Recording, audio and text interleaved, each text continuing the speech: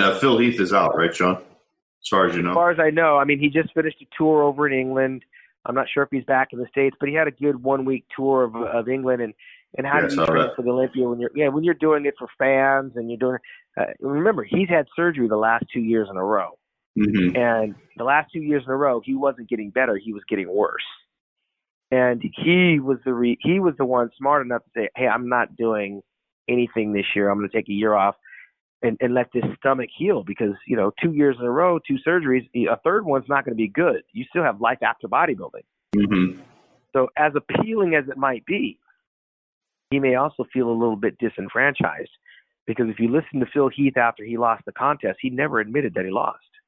He felt like he was railroaded. Hmm. He felt like the powers that be were against him from Friday all the way through the contest. And I tried to make it clear to him that the powers that be may have been in front. I was in the back looking at a monitor, and as soon as you guys hit your first shot, I said you were in trouble, and that you were pretty much playing catch up. And I stayed through that my entire time. So I don't know who the powers that be are, and I wasn't talking to them. They made the final decision, but I agreed with them, like a lot of people did.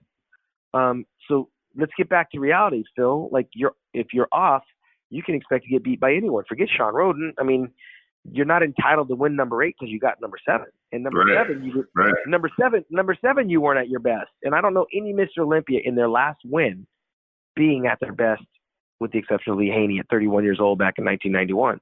Mm-hmm. So Phil Heath was 38 years old, 39, and Shawn caught up to him the same way he caught up to Jay Cutler. Yeah. But it was a bitter pill for him to swallow. He hasn't accepted it to this day. But just because Shawn's not in the show doesn't necessarily mean that Phil's stomach is correct. Doesn't mean he's healthy. He's wearing tank tops. He looks every bit Mr. Olympia again in the off season. But he hasn't had a year of championship training, and we know for Phil to look the way he's supposed to, he needs that for a full year, not for a few months. Bodybuilding Heroes and Legends Volume 1 by John Hansen is the book that celebrates the golden age of bodybuilding. This was the era in which legends such as Arnold Schwarzenegger, Sergio Oliva, Frank Zane, Robbie Robinson, Cal Scalak, and Mike Menser battled it out on stage for the biggest titles in bodybuilding.